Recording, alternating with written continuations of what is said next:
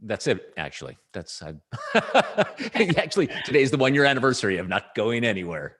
Like all of us, I think. It's been a crazy year. Yeah, but there's a silver lining like this, being able to have you here with us. So thank you so much. Thank you. Thank you for saying that. Actually, today's the 1-year anniversary of not going anywhere. I'm hearing me. Are you hearing that too, Joe? Crazy year.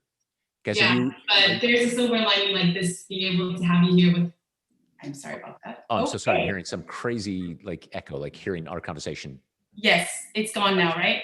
I think so. Yeah. Okay. All right. Well, everyone, thank you so much for being here with us.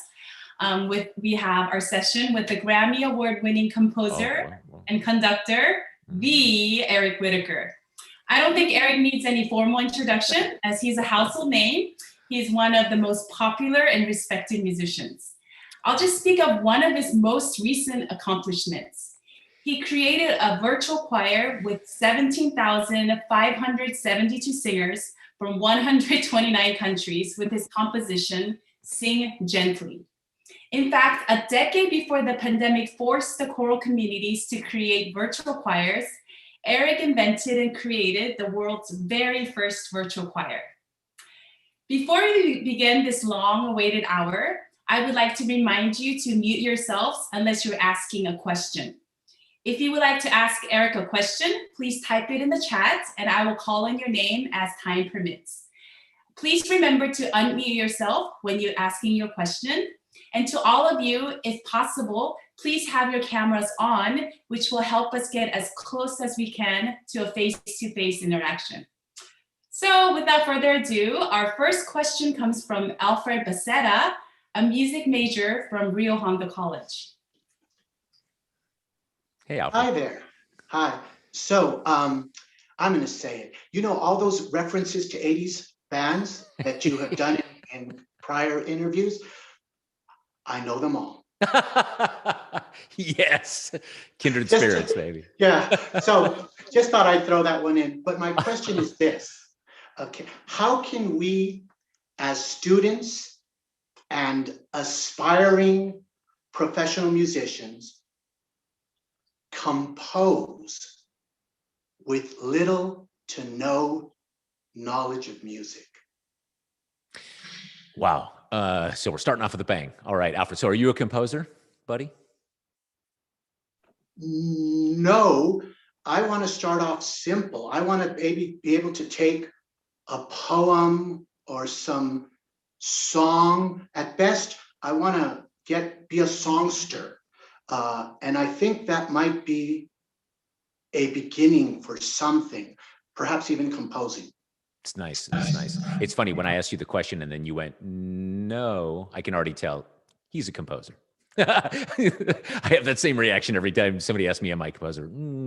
Well, okay. So let's start with your premise, which is this idea that how can someone compose knowing little to nothing about music? Okay. So right there already I think there's a flaw in the equation, in that you're never going to know enough about music to compose. Never. There's this beautiful photo I love. It's Stravinsky. I think he's in his early 70s, and he's sitting with the Bach B minor Mass, and he's copying it out by hand, trying to learn from Bach. And you think, okay, even Stravinsky is just, there's always more to know. There's always more to learn.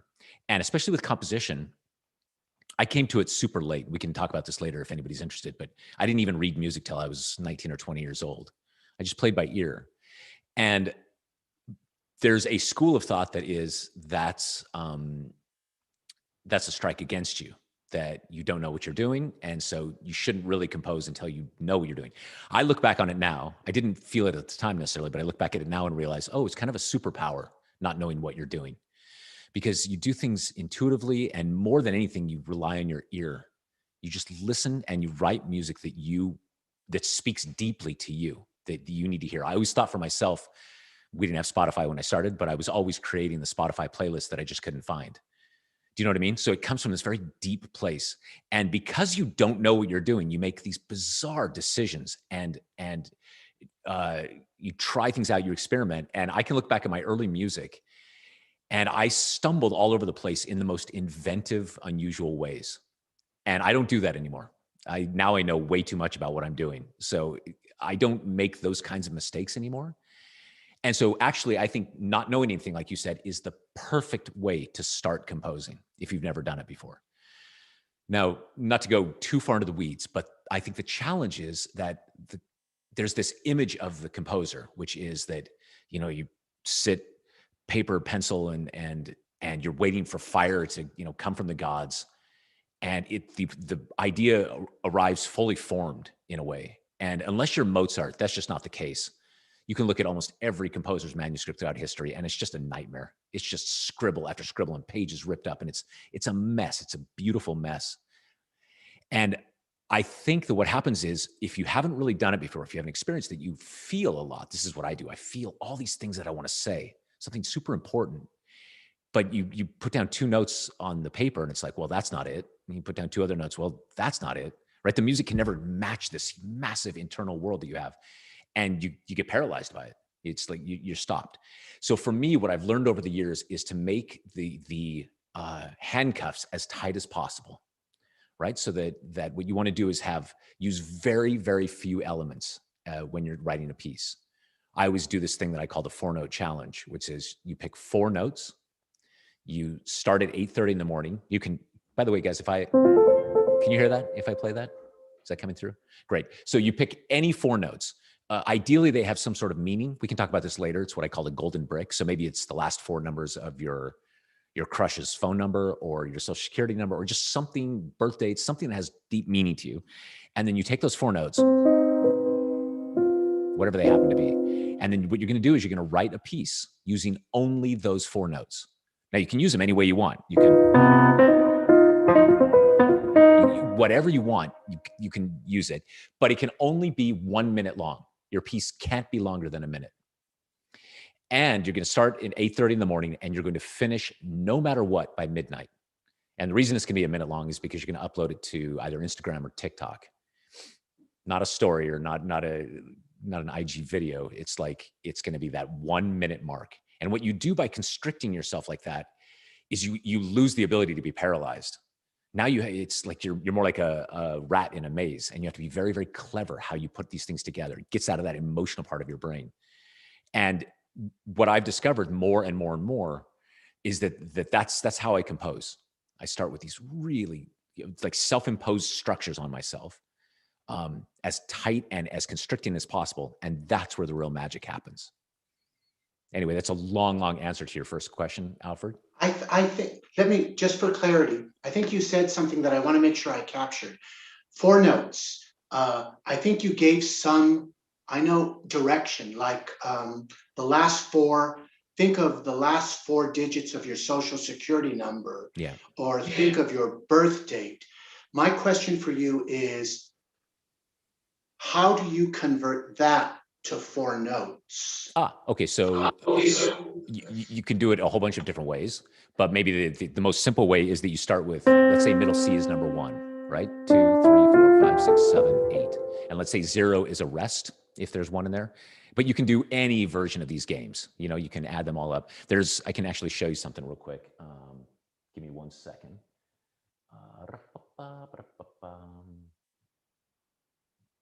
Here's actually a beautiful version. If I do this, you guys all see that? So these are 4 notes that Bach used in over a dozen pieces. He uses them in all kinds of different ways. And if you do it this way.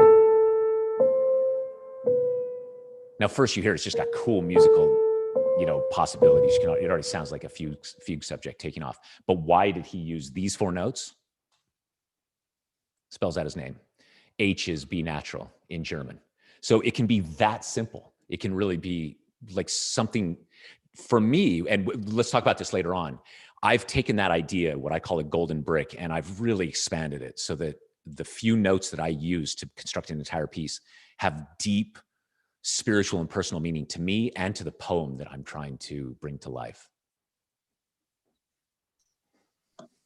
Eric, this might be a little silly, but what was that H note for Bach? It's B natural.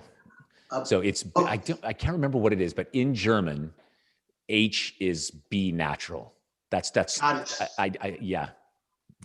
I should actually learn that one in case I'm ever in Germany and I need a B natural. You never know. Thank you. Yeah, thank you, Alfred. Thank you so much. Next person is Brian Pedroza. I know your internet was being a little funny. How is it? So far, so good. Keeping my Great. fingers crossed. Hey, Brian. Pleasure to meet you. It's such an honor, sir. Thank you so much. Thank you, man. My question for you was, you mentioned in an interview with J.W. Pepper that failure is not failure, but an invitation. And that really resonated with me. So in your musical journey, how have you been able to stay firm in your pursuits of your goals, regardless of the setbacks you faced? And what advice can you give us in creating that mindset within ourselves? Wow, what an amazing question. Because you have such a rock and roll background, you know, I really resonated with your biography, where you came from, because I have no musical background. I have no one in my family really did. And coming from, I know many of us, we're from East LA, we're from South LA, we're from these places, and music can be such a barrier for us, that your bio really struck out to me. So how is it that, you know, where did you come up with that fountain of energy to keep pushing, especially from coming from where you came from in Nevada? I really love that, man. So first, I want to reiterate, like, the fact that, you know, like you've got, say, a barrier, or that you haven't had access to the kind of music. I want you to rethink that completely and think of that now as your superpower. That's actually going to make your voice incredibly unique and unusual. So whatever you grew up with, maybe you even came late to classical music like I did. Now I find my style is as informed by the Beatles and Queen and Billie Eilish as it is Debussy, Bach, and Mozart, right? And it just all goes in the stew. That's a superpower. You really got to think about it that way. The next thing about the idea of failure being an invitation. There's two parts to failure. Let's start with the obvious one first, which is kind of career failure, right? That you're trying to make a career and trying to get people to listen to your music and trying to build something, and you just keep getting rejected. So first of all, that's it. That's the life of an artist. It's rejection with a capital R. It will happen every day of your life, if not dozens of times a day. It happened to me this morning. I'm trying to put something together, like, nope. All right, it's just you just start to learn to get, yeah, okay, rejection. What I ended up doing was reframing it in a career way, and I started calling it fishing. And my idea was that every day I would wake up and I would just throw lines into the water. And those lines might be sending scores and CDs to conductors. It might be applying for competitions. It might be, reading trade magazines and seeing where opportunities might be. But I'm always just throwing out lines. And the thing is, I'll throw out 50 lines in a day, and if I'm lucky, one of them bites. Some days I go fishing and not anything happens. Okay, that's fine. It's not me, it's the fish. Now, what I can do is learn maybe how to fish a little better, but it's actually the fish that aren't biting. It has nothing to do with what I'm doing, right? Which leads me to the second part and the most important part of this, that then there's this idea of failure creatively as an artist. And I think that I mean, if you're anything like me, that's also going to be most of your creative process, is just wipeout after wipeout and disappointment after disappointment. That you think you have an idea, and then you start to try to put it on the page, and it's like just compromise after compromise. Yeah, it's getting filtered through your own abilities and the amount of time you have and your own crazy neuroses as you eat it, like it starts to devour itself. That also happens. So, okay, that's a kind of failure, but what you're doing, more important than the composition, is you're learning and about yourself and changing yourself. It took me a long time to realize this, that just the discipline of sitting down with an aspiration, an idea, and trying to mold it from nothing into something changes you dramatically as a person. I always think of myself as a jagged stone in the middle of a rushing river, and that every one of these experiences, year after year after year, is just slowly polishing away all the jagged edges, just leaving a smooth, soft stone. You can't really see it until you've done it a bunch of times, but what you can have is faith that you're on the right path. And then finally, when it comes to that failure thing, whatever that is, you just always go back to your North Star. And for me, the North Star is, do I like the way it sounds? Does it take my breath away? That's it. That's it. That's all you have to do. Is if you make something that wasn't there and you make it and you just think, oh, that's so, not in a prideful way, right? But like, my God, that's in me and I unlocked it, or I channeled it, or whatever that magical thing is, then what happens is that piece can't help but be absorbed by other people. It's the most incredible thing. And you all now, you're the internet generation, so you know this above everything, is that authenticity cuts through all of it like a hot knife through butter, right? Even if it's a dumb video with somebody just made this 5 seconds long, if it's real, just thunk, it just cuts like a knife. And that's what you want to be doing artistically. And every time you wipe out, you're going to learn a little bit more about how to do it better the next time. Thank you so much. Yeah, good luck, Brian. Thank you so much. Next, Donna Accardo.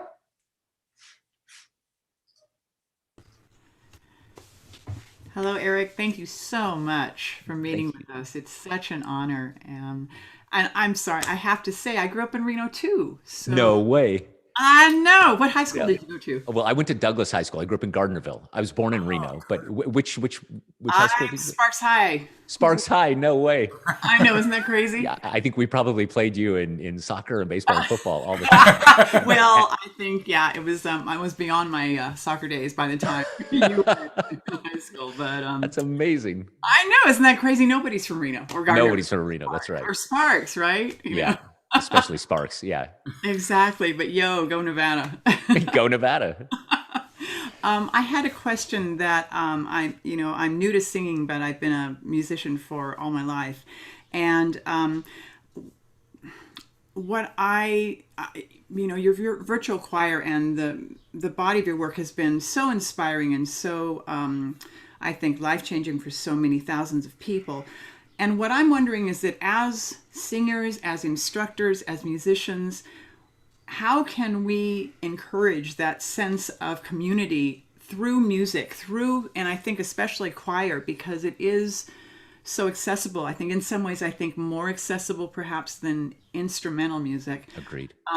How can we engender that sense of community for people, for the larger community? Because I think, especially this year, everyone has been dealing with just this crippling sense of isolation. And thank God, I think this will, change once we come out of lockdown. But I still think that there's so many people, so many of my students that just say, I feel so alone. I feel so isolated. Is there God, do I hear you? So, and you're thinking like, how do we take the lesson of choral music, what we learn and know in there about community, and sort of give that message to a wider audience? Yeah. Is that what you mean? Yes, and I think it's such the potential of that sense of community, of that sense of connection with people, regardless of beliefs or experience or, even their own background, to just have this sense of belonging and community and a sense of identification with that joy through music. I agree. I'll tell you, I've thought a lot about this over this past year too. It's been heavy on my heart.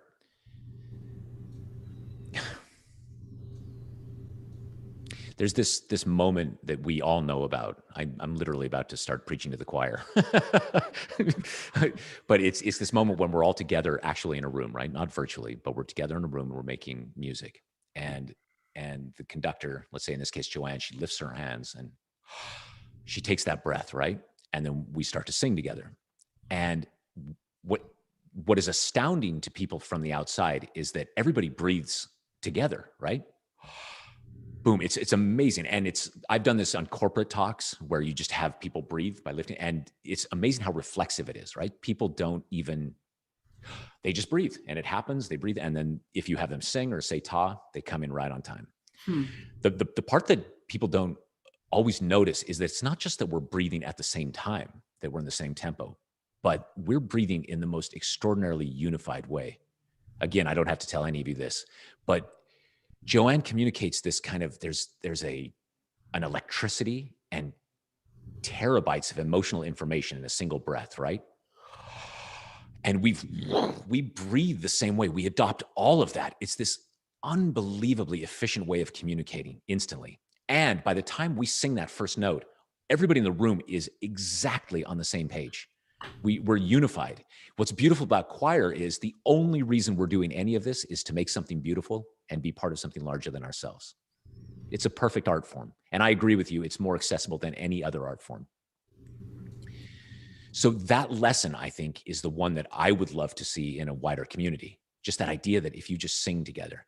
So I never thought of myself as an evangelist, when it comes to singing and choir. But my God, the more that I see the effects that singing together have on people, I'm baffled that we don't start every day with singing, that every school day doesn't start with singing. It baffles me.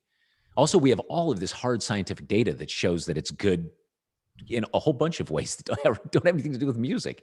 It's just crazy to me. I don't understand. So I think that what we can do is advocate every chance we get for that kind of thing, for music in the schools, that is important. Unfortunately, now I think we're seeing the first real generation of administrators and politicians who were raised without any experience of music in the schools. And so it's easy for them to cut.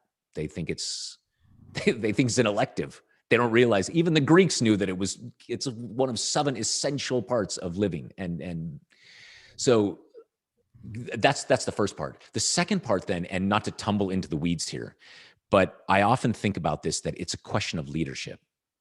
And in the absence or the vacuum of true leadership, it's chaos. It's the Wild West. And over the last year, I think, at least here in the States, we've had the chance to see what happens in the absence of true leadership. And what happens is the fabric starts to tear itself apart. It's unbelievable. And that's because we don't have a single unified vision. Now, not everybody's always going to be on the same page. And America specifically is fraught with all kinds of turbulence. But there are lessons for us in there about what happens when we all get on the same page. COVID for me is the perfect example. I don't understand why there wasn't people at the top just saying, this is what we're doing. This is our vision for this. Again, not to get into the weeds, but I think about World War II, right? That the Japanese attacked Pearl Harbor on December 7th, 1941. And 90 days later, all of the Maytag factories in America were making B-52 bombers. That's amazing. That's what we're capable of when there's a single unified vision. Now, I'm not saying we need to go to war, but I am saying that's what we need. We need a sense of, and if you've ever sang in a choir without a decent conductor, that is a long day. That is a long day. So unfortunately, I think that's to do with leadership, and not only at the top, also at all of the levels down below. But it's tough to say, but I think it's also become a political issue. Yeah. And again, I think when people don't have that shell or that cradle of that shared beauty, that we're harmed by it, and that turning in as a result of it, I think is not only harmful. It's like you said, it's not just teaching music in schools. It's good for each little person learning that music, but what it does to teach us about other people. Oh, yes. Empathy, compassion. Yeah. Absolutely. Yeah. And it's I think all great societies have as their foundation that each member is part of something larger than themselves. Yeah. And so were it up to me, everybody would be required to volunteer. That would just be a thing that people do, especially students your age, that from ages 18 to 22, you just volunteer. I'm amazed that politicians, it must not be popular, which is why they don't do it, but I'm absolutely amazed that they don't. I remember after September 11th, I can't, why not just call up to all Americans? We need your help. Go and volunteer. Here's the ways you can volunteer. Here's structure for that. Because once you start to volunteer and you help other people, you see that the world is much bigger than just yourself. It's an important thing. Yeah. Thank you. It's a big question, Donna. Thank you. Thank you. Next is Brian Barajas. He has 2 questions for you. Brian? Hello? I can see you. Hey, man. Okay. How you doing, Mr. Whitacre? I'm doing good. How you doing? I'm pretty good, thank you. Just want to say thank you. It's an honor to be speaking with you here. Thank you. As Dr. Cho stated, I have a 2-part question, if that's okay. Please. So my first question for you is, do you feel it's important that an audience is able to deduct the processes and ideas behind a work purely on the basis of music? And if so, how do you make them transparent? Wow. And when you say the ideas, you mean like the hidden construction of the music, or the kind of the bigger meaning behind it, like the meta meaning? What do you mean exactly? We'll go with both. I just want to see if. So basically you're asking, do you think it's important that the audience actually well, you know what? I think I understand what you're saying. Okay. So do you mind if I go on a bit of a safari to answer this question? Okay, this is going to be quite a safari. All right. So if this gets boring, somebody throw a shoe and blame Brian for this question. All right. So let me go over here. I've got a slide for this. Okay, here we go. All right. So this is how I start a piece. This is a piece that I wrote called Equus. You can see it down in the right-hand corner. And equus in Latin simply means horse, E-Q-U-U-S. Now, I started this process after I did my master's degree, and a teacher there had a version kind of that he did of this, and I adopted it myself, and then I've kind of refined it over the years so that it works best for me. But in general, what I'm doing when I do this is I start and I'm looking for deep construction ideas. This is usually before I write a note of music. So in this case, I think I started with that wheel, that Death Star Pokeball wheel in the middle there. And I drew lines out of it. And I knew that an equus, that a horse, that I wanted just the sound of the majesty and the mythology of horses, that not a movie score necessarily, but just the sense of the bone and the muscle and the sinew, just all of that. I want to be inside the world of a horse in a way, and then somehow communicate that. All right, so I drew that, and then around the sides, you can see I drew clean and exciting, all these aspirational words around the circle, okay, that's what it'll be. And anytime I start to feel any sense of criticism, which is probably every 15 seconds, and usually for me, it's Stravinsky is sitting on this shoulder and Bach is sitting on this shoulder. They're both whispering to me that if I would have studied harder, I could have had a real job, right? So anytime those two guys start doing that, that's not helpful at all during this part of the process. Then what I do is I just keep my hand moving. And so I play number games. So you'll see over on the left, there's all these Fibonacci sequence things, just number games that I'm doing. And on the right, I was writing numbers. And at some point I looked down and I realized that exactly like I was talking to Alfred about, the word equus has 5 letters in it, right? And the first letter of equus is E, which is also the 5th letter of the alphabet. And I love these kind of little number connections. And my name is Eric. It starts with an E. So it just struck me as okay, that's interesting. And what I wrote then above that, a few lines up, I don't know if you can see it, but I wrote in a little box 5-4 plus 4-4. It's in a little box on that right-hand side. Okay, so I wrote that down, and what I realized is this is now my governing principle for the piece, the number 5.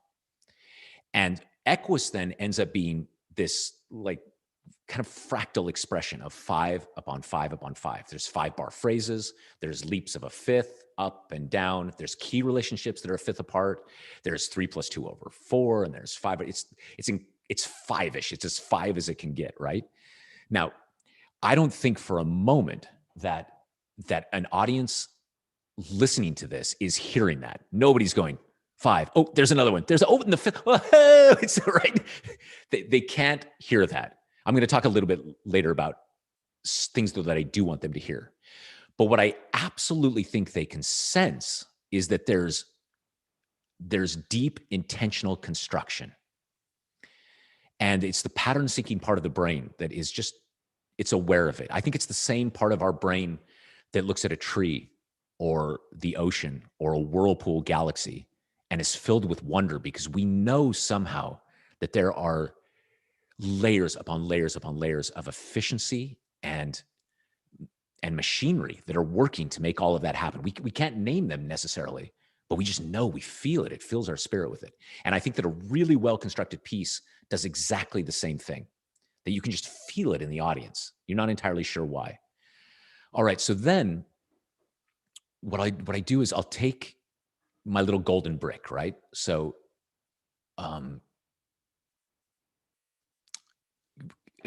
what's a good example? I wrote this piece for choir called A Boy and a Girl. And A Boy and a Girl, it's one of the most beautiful poems I know. It's by the Mexican poet Octavio Paz. He wrote it in Spanish, but I set the English translation. And the first lines of the piece are stretched out, a boy and a girl. Oh, stretched out on the grass, a boy and a girl, giving their kisses. No, sorry, God. Stretched out on the grass, a boy and a girl, savoring their oranges, giving their kisses like waves exchanging foam. I haven't said it out loud really before. So it's just perfect poetry. All right. So what the game that I decided to play was, this is more this meta idea. So this is the first chord: bass, tenor, alto, soprano. And they sing the words stretched out, only those. And they go, stretched out. Rest, rest. And then stretched out on the grass. Those are the first 4 bars. And what I do is at the beginning of every piece, I build what I call a primer. And my primer is all of the things you were talking about. These are all of these little lessons that I need the audience to know, even if they're not consciously knowing them, that they need. It's like I'm giving them a sword and a pickaxe and night goggles so that they can then take the journey, right? They're going to need these things. So in this case, first, it took me a long time to kind of, just that sound is so bittersweet and melancholy and innocent. So just emotionally, it's like, okay, that's a world that I can paint in. And then the little game I was playing was that the sopranos, they sing. That's it, very simple. The altos sing exactly the same thing down a whole step. On its own, it's not that interesting, right? Especially if you take the altos out of it. But when you put the two of them together, what you get is the altos represent the boy, the sopranos represent the girl. And from the very first note, they take hands together and they start to move through this life together. And then what happens is you take them up to even to those moments where you're so in love, your heart is going to break. And then they go through an entire life in this short little poem, always holding hands, always dancing. Occasionally they separate, they come back. Every now and then the altos are above the sopranos, but always like this. Then finally, at the end of the piece, the last stanza is stretched out underground, a boy and a girl, saying nothing, never kissing, giving silence for silence. And I remember reading that there. Oh, by the way, all great poetry has all of the music already in it. And I think your job as a composer is just to listen to it and do what the poet is saying to do. And in this case, it was this idea of giving silence for silence. And I realized, my God, silence is a fundamental building block of this piece. So what you get at the very beginning is you get stretched out, rest, rest, then stretched on the grass, rest, rest, rest. Then we go, oh boy. By that time, within those 4 measures, you've given the audience all of the tools they need to at least get started on the journey. Very intentionally, right? Here's this meta idea about the boy and the girl. Here's this kind of broad idea about silence that's going to be woven into the piece. And also, these 4 measures are about the length that are commiserate with the length of the full piece. It's only a 4-minute piece. I wrote a piece called Deep Field, which is 23 minutes long. The opening is 3 minutes long, my little primer, right? Because it takes a long time. You also want to teach the audience kind of scope and scale. You got that? Okay, here we go on this long journey. This is a long way of saying then that I think the best compositions are hyper intentional about teaching the audience. And I never think about it as pandering. I never think, oh, come on, I'm going to make this easy for you. I think of it always more of an invitation, like, come on, take my hand. Come on, let's go, let's go. And then it honestly doesn't matter what the harmonic quality is. It can be as weird and atonal as you like. It can be dense and difficult. It can be exciting. It can be thrilling. As long as you're bringing the audience on the journey and teaching them the rules of the piece within the piece itself, then you can do anything. Sorry for this, Safari Brian. I warned you all.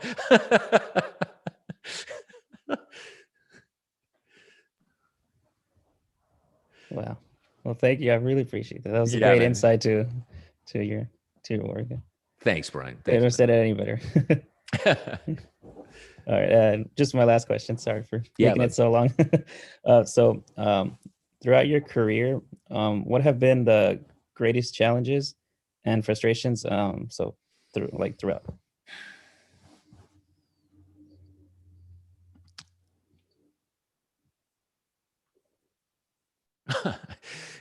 I laugh because there's two answers to this. There's the movie version and there's the real version. They're both totally true, but let's do the movie version first, okay? This actually happened. I just couldn't get published. I couldn't, like, nobody was interested in what I was doing. And I had written two pieces, a piece called Water Night and a piece called Cloudburst, both with poetry by Octavio Paz, same Mexican poet. And people were performing them. People were excited about them. I was still an undergrad. And I could not, for the life of me, get them published. I sent them to every publisher I could, and I collected all the rejection letters. You know, we were talking earlier about rejection, so I held on to all of them. One of them says, well, Water Night especially breaks into this 14-part chord. It's this massive split like this. And the publisher wrote back, said, Bach wrote in 4 parts, Brahms wrote in 4 parts. You need to learn to write in 4 parts. Nobody will ever perform a piece that splits into 14 parts. Okay. It turns out they will. And those two pieces have become some of the more popular pieces in my catalog, but I could not get them off the ground. Okay, that's the movie version. It's true, but here's the real version. It took me 7 years to get my undergraduate degree. I'm a terrible student. I love learning. I love reading. I have an insatiable curiosity. I am not great in a classroom with the assignments in books. I'm just not. And I don't think I have ADHD, but I'm a little bit like the dog in Up, you know, goes, squirrel. Like, I just get fascinated by everything 15 times a day. And so I remember, even as an undergrad, I would just leave a class and then go take another class that had nothing to do with my degree. Like, oh, geology, how interesting is that? I'll try that. And I wouldn't even drop the other class. So when I graduated with my undergraduate degree, 7 years, I was told that there was no school in the country that would accept me because of my GPA, that it was that bad. I had like a 1.1 or something. And you know how you're supposed to take 128 credits to graduate or something? I had something like 260 that had nothing to do with anything. Just, it was just madness. And so the only place I applied was the only place I could find that would accept an application without my GPA, that would just accept the music I'd written. And the only place I could find was this place called the Juilliard School in New York. So it's the only place I applied, and I got accepted, and I ended up doing my master's degree there. All right. So this is still all the movie part. Then I thought, you know what I want to do? I want to score movies. And so I moved to Los Angeles, and I was 27. I was 28 then at the time. Imagine, just finished school at 28. And I remember I joined the USC film scoring school. And on the first day of class, I was sitting there, and we had to do a thing for financial aid, and we're filling out Scantron sheets. Do you guys still have Scantron? You know, where you fill in the little bubbles? And I remember just thinking, I'm 28 years old and I'm filling out Scantron sheets. And I got up and left. I didn't go back. So I moved all the way to Los Angeles. I didn't know what I was doing. And I spent several years trying to break into film. Didn't work. I ended up a decade later working on Pirates of the Caribbean with Hans Zimmer, but I couldn't get anything going. And I took a teaching job where I taught 4th through 12th grade choir at a private school here in Los Angeles. Hardest job I've ever had in my life. I got super, super sick. I have the greatest respect for teachers. I think it is the most noble profession. It's, on paper, it looks like a pretty easy job. It takes every waking, not even minute, it takes every ounce, every molecule of energy you have. And what I found was that I realized that after a semester of teaching that I couldn't sustain this. It just wasn't for me. I had to figure out a way to make my first and greatest love, composing, work. And I spent 3 years pretty hungry. And I don't just mean hungry, like hungry, ambitious. I mean genuinely hungry. And I was married at the time, and it was rough. It was really rough. And I didn't know which direction I was going. And, you know, I talk about fishing, but truthfully, I was just throwing things against the wall every day and hoping something would stick. And finally, I'd say after 7 or 8 years of doing that, pounding my head against the wall, it started to come back my direction instead of that thing. So there's the movie version, and then there's the lean years. Well, thank you. Very Brian. inspiring. All right. Well, thank you so much again. Appreciate it. It was an honor to speak to you. Thank you, man. Okay. I'll let you take it over, Dr. Cho. Sorry for making it so long, everybody. Dr. Wheeler?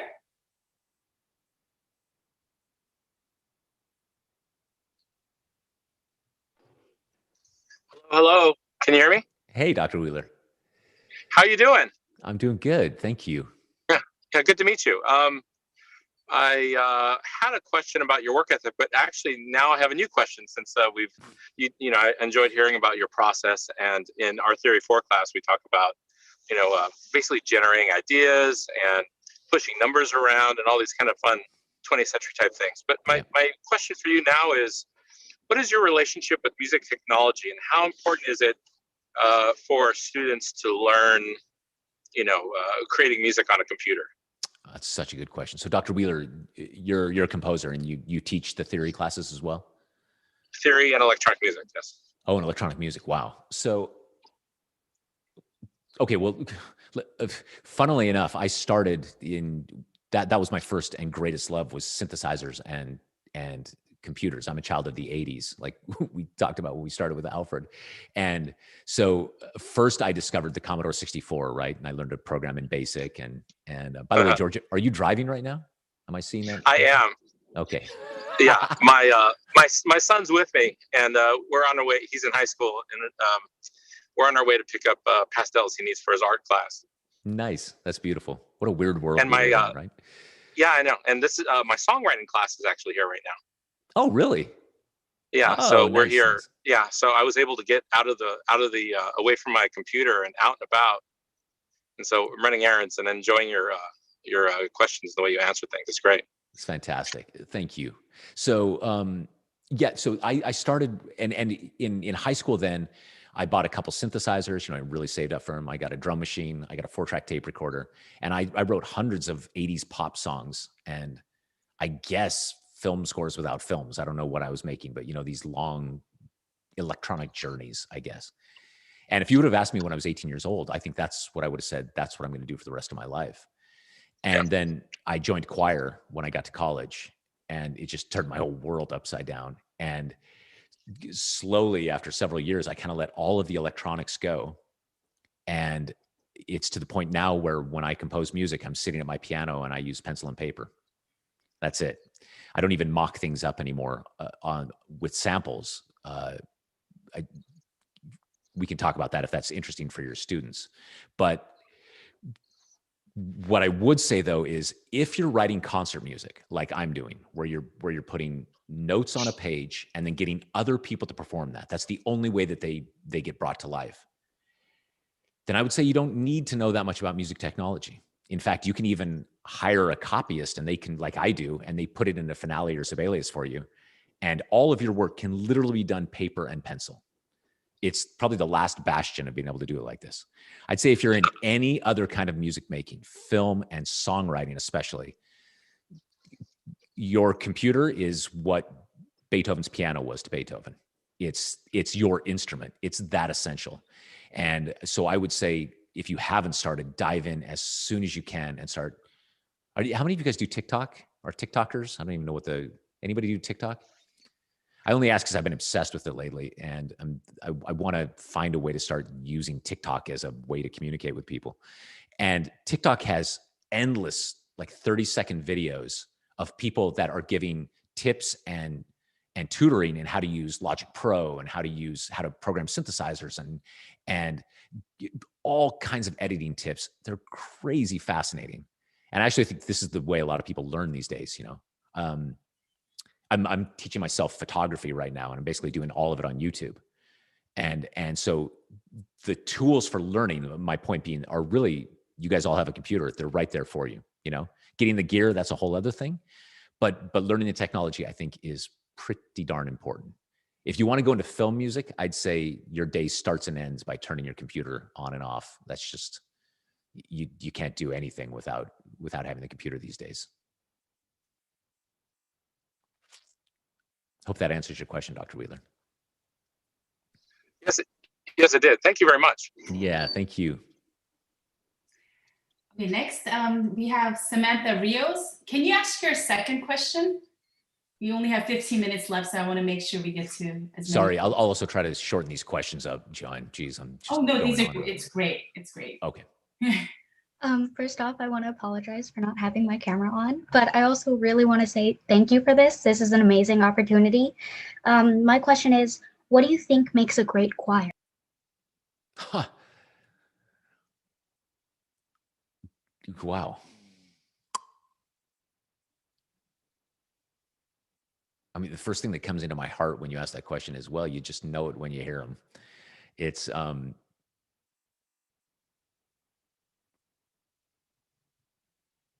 funny, you know, of course you hope that everybody is singing in tune and there's beautiful attention to diction and that the conductor knows what they're doing and has a point of view and is creating something magical on stage. But I would say in general, the core of it is, do they believe what they're singing?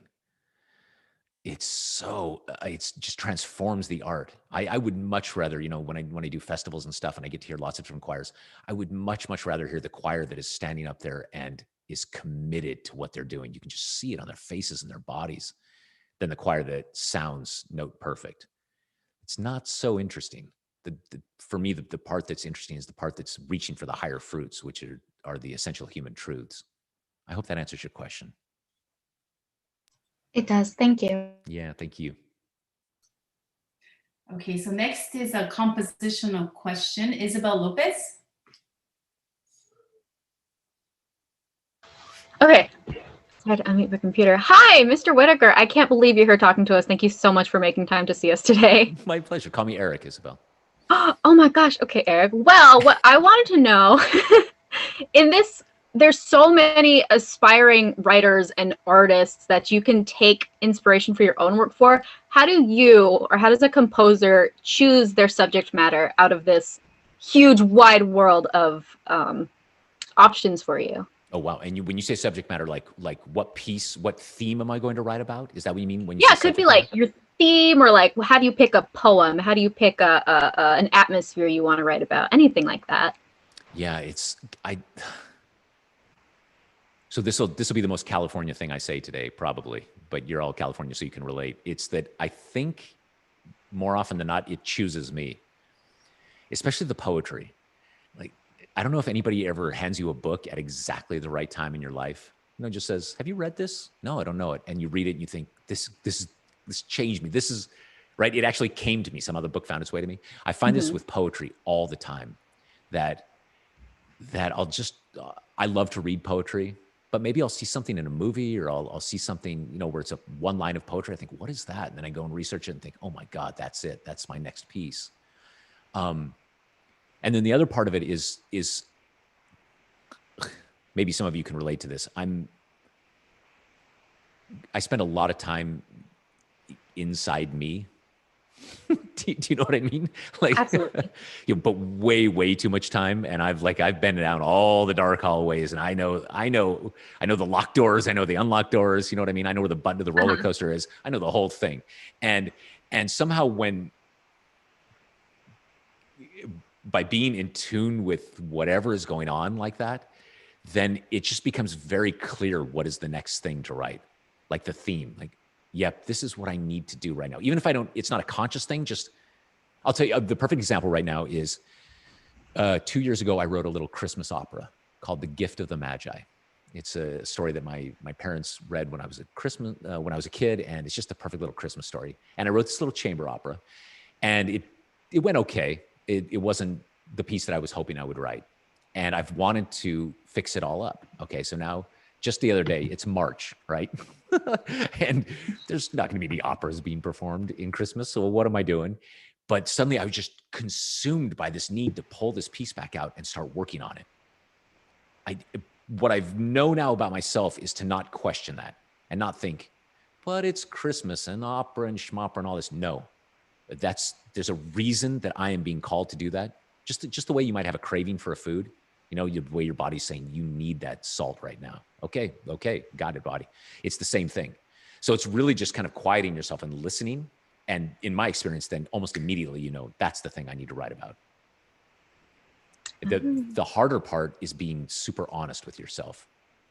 You know, like that if you're at the place where you think, yeah, actually what I need to write right now, forgive me everybody, but is a bunch of sad bastard music. But I don't want everybody to think that I'm this mopey, you know, Eeyore, but maybe I should. No, you just have to be honest with yourself. Where am I? What needs to be said? Then it's authentic. And again, then people really connect with it. And if nothing else, then you're giving your body the spiritual nourishment it needs. Wow, that's really cool. Thank you for that. I hope that helps. Very, very, very interesting, eye-opening. Thank you so much. Thank you, Isabel. Elizabeth Jones. Hi. Hey, Nice Elizabeth. to meet you. You mentioned you're from Gardnerville. My family's from Colville, Walker. My sister actually owns Walker Burger. That's no like, way. Oh, I know where that is. This is crazy. We're having a little reunion that's why I was here. like, oh, that's right down the street. You, me, and Donna. This is crazy. Northern Nevada for the win. Okay, so I was just curious what some of your first musical experiences and or influences were growing up. I imagine like growing up in Gardnerville as opposed to someone that grew up in LA, your musical experiences and influences would be a bit different, like, you know, less live performances, opportunities and whatnot. Yeah, absolutely. So the only classical music I ever remember experiencing was every Christmas my grandmother would take me to Reno, to the Pioneer Auditorium and watch the Nutcracker, right? You know that, yeah. And so Donna's freaking out. Yeah. So I'd watch the Nutcracker, and it's the only live orchestra I ever would have heard, and the only real classical music I would have heard. I loved electronic music, like I was talking about, and I loved 80s pop. That was on the radio all the time, so I knew all of that. Looking back now, I would say the music that influenced me more than any other music was film music from the 70s and 80s. I'm not a religious person, but for me, the movies are a religious experience, and especially going to the theater was very much like going to church for me. I can't wait to go back. I feel like all of life's great questions are answered in the movies. And even now, I listen to the sound that I write with, and I think, my God, am I influenced by those film scores that I grew up with? It's, I mean, on a surface level, like for instance, I use this Lydian scale all the time, right? And in the 80s, every little, I mean, like, right? So you just heard it all the time, and I'm certain that it got into my bones that way, to the deep way. Like I listen now to John Williams scores, for instance, which are just masterful beyond words, to Close Encounters, to Raiders, to Indiana Jones, to E.T., and I think even just my sense of scope and scale, and it's all based on going to the movies. Well, thank you very much. It was a pleasure to meet you. Yeah, you too, Elizabeth. Anissa? And then you were also having some Zoom issues. Are you there? While we're waiting for Anissa to come on, can we all agree that once the era of Zoom ends, it's going to be a cause for celebration? Are you all so sick of this? My God. I mean, I love seeing all of your smiling faces. I truly do. But let's do this in person next time, shall we? My God. Anissa she just came on. I see her face now. Hi, my name is Anissa. Anissa. So sorry about that. I had to step away from work. Thank you for coming.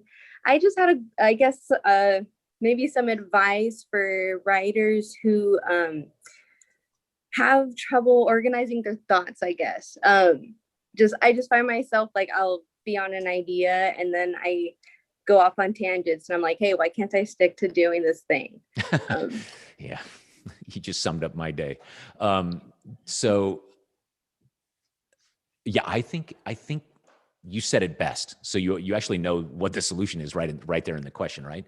Which is that if you start with a strong idea, then your piece is already there. And ideally, that golden brick idea that you've got, everything you need is somewhere in there. And what you might want to consider is, so I was talking earlier about this piece called Cloudburst that I wrote, right? So it starts with this chord, which on piano sounds cool. With choir, it sounds like honey and butter at the table of God. It's just like, oh my, it's so good. And you just know when you find that thing, it's like, yep, there's a whole piece in there somewhere. I don't know where it is, but that thing is in there. And when you start to find yourself straying, I think two things are happening. One is that you're trying to reinvent the wheel or trying to throw too many ideas in. And you guys just got to constantly be going back to this. And what you can do then is, let's say you take those notes and just play with those notes. When you get stuck, you start doing another thing. No, go back. So what happens if I just play them? It's interesting, right? What if I do them down? What if I change the key? Interesting, right? What if I break them up? Just play with the material that you have. Turn it upside down. What's beautiful about this is it's going to take you out of the emotional part of your mind, which is really difficult to construct in, and put you in the problem-solving part of your mind, the adaptation part of your mind. You get very clever very quickly that way. The other one is that oftentimes it's a problem of structure.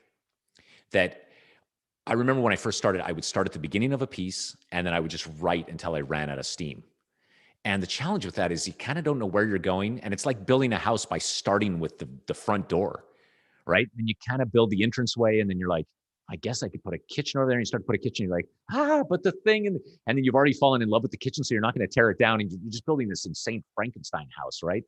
And it's hard to finish. And also when it's finished, it's just, what am I looking at? None of this holds together, right? So what you want to do is you want to start with the structure, even if it's just a general outline, but I would encourage you to come up with a strong structure. And I know a lot of you are in songwriting. Pop music is great because pop has such rigid structural ideas, right? So not necessarily your pop writers, but take something that has a profoundly rigid structure and mirror it exactly. So if you take the classic historical pop structure, right? So you've got, say, 4-bar intro, verse 1, verse 2, hook 1, verse 3, bridge, double hook, right? That's what they do over and over and over, and force yourself to write into that structure. And then what's beautiful is you don't need to start at the beginning and write to the end. You can work on the hook. And that hook slams. That works. Okay, now how do you build to that hook? Oh, amazing. But wait, what if you take this little element from the hook and put it over here in the verse? Yes, right? And pop music especially is all about just cutting away the fat from the bone. And pretty soon you get this very lean idea that's built in pieces, just like a house, where you're like, I know how I'm building a house. Let's start with the swimming pool because that's going to be the most work. And does that make sense? Yeah, good. Absolutely. Thank you so much. And Nisa, the last thing I would say about this is whatever you start, finish. Force yourself to finish it. And you will learn so much about it. It's why I say the thing about putting it up on social media. Like every day, even if you just do that, force yourself. Every day for a week, I'm putting something on social media, even if it's 10 seconds long. Just start flexing that muscle. Joanne, I'm looking at the time and it's 3:00, and I know I've gone long on my answers. I can stay for a little longer if people still have questions. I don't know what your class schedule is like, if people have to go to other classes. Oh, if you're okay, yeah, we're good. Yeah, I don't want to keep you too long. I know you're very busy. Thank you. Yeah, but yeah, let's if people if people want to ask questions, I'm happy to answer. Dr. Cho, this is being recorded, right? Because all the stuff that I'm hearing, I want to go back and write it out or hear it. Yes, it's being recorded. Yes, on our arts Facebook page. I'm sorry, YouTube page. So are you based in Pasadena? I know you're everywhere, Yeah, I live in Pasadena. Oh, really? Yeah, okay. Yeah. Wow. Okay, we're kind of neighbors. Totally neighbors. That's I know. Yeah, I thought you were in like London or something because you're a manager. And anyway, I lived in London for 5 years, but then I moved back, and I lived on the west side for a while, and now we just moved to Pasadena in August. We love it out here. Oh, okay. Well, welcome back. And I know you're super, super, super busy, but I really hope that you can come visit us in person. Oh, I would love that. Really? Yeah, okay. Well, yeah, truly, it's that easy. Let's say 1 year from now when we can do this all safely. Wow. Yeah. That would be, yeah, this was truly phenomenal. And we're going to really cherish this time. Thank you so much for being here with us. Thank you. Thank you so much. Guys, thank you, everybody. And I mean, truly amazing questions. Really thoughtful and yeah, reaching for the highest fruit of the tree. I love that. Well, thank you very much. Thank you, Dr. Wheeler. Thank you, Joanne. Thank you, everybody. Be well, yeah? Be safe. Thank you so much. Thank you. Thank you for your time. Thank you, guys. Thank you so much. Thank you.